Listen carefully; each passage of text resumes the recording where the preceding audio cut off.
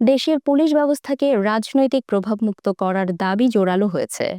স্বরাষ্ট্র মন্ত্রণালয়ের অধীন সংস্কার কমিশনের পরিচালিত কেমন পুলিশ চাই শীর্ষক জনমত জরিপে উঠে এসেছে যে 89.5% মানুষ চান পুলিশকে আর রাজনৈতিক উদ্দেশ্যে ব্যবহার না করা হোক।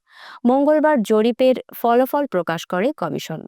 জরিপে অংশ নেওয়া 24,442 জনের মধ্যে 77.9% মানুষ মনে করেন ক্ষমতার অপব্যবহার করে পুলিশের দুর্নীতি বন্ধ করতে হবে। একই সঙ্গে 74.9% উত্তরদাতা গুম ও বিচার বহির্ভূত হত্যাকাণ্ডের মতো মানবাধিকার লঙ্ঘনের ঘটনায় সংশ্লিষ্ট পুলিশ সদস্যদের জবাবদিহি ও শাস্তির আওতায় আনার পক্ষে মত দেন। ভুয়া বা গায়েবী মামলার ভয় ভীতির মাধ্যমে আর্থিক লেনদেন বন্ধে কার্যকর ব্যবস্থা চান 81.9% মানুষ।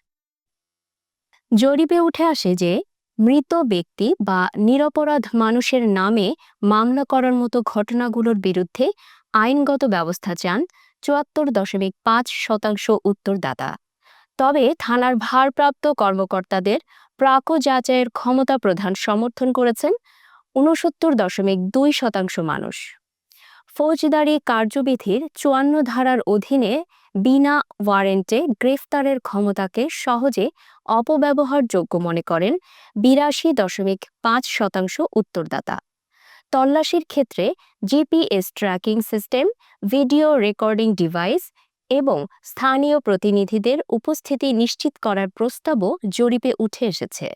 পুলিশের বিরুদ্ধে মানবাধিকার লঙ্ঘনের অভিযোগ তদন্তে একটি স্বাধীন সংস্থা গঠনের পক্ষে মত দিয়েছেন 60% উত্তরদাতা। অন্যদিকে 40% উত্তরদাতা হাইকোর্ট বিভাগের অবসরপ্রাপ্ত বিচারপতির নেতৃত্বে একটি স্থায়ী তদন্ত কমিশন বা মানবাধিকার কমিশনকে আইন সংশোধনের মাধ্যমে ক্ষমতা প্রদানের প্রস্তাব দিয়েছেন। জরিপটি শেখ হাসিনার সরকারের পতনের পর গঠিত অধ্যাপক ডক্টর ইউনূসের অন্তর্বর্তী সরকারের অধীনে পরিচালিত হয়। পুলিশের রাজনৈতিক ব্যবহার, দুর্নীতি এবং মানবাধিকার লঙ্ঘন রোধে কার্যকর উদ্যোগ নেওয়ার অঙ্গীকার করেন সংশ্লিষ্ট কর্তৃপক্ষ।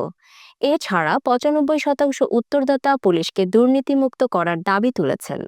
জনগণের আস্থার প্রতি শ্রদ্ধাশীল ও মানবাধিকারের প্রতি অনুগত পুলিশ গঠনে বার্ষিক কর্মমূল্যায়ন এবং পুরস্কারের ব্যবস্থা চালুর পক্ষে মত দেন 68.2% অংশগ্রহণকারী।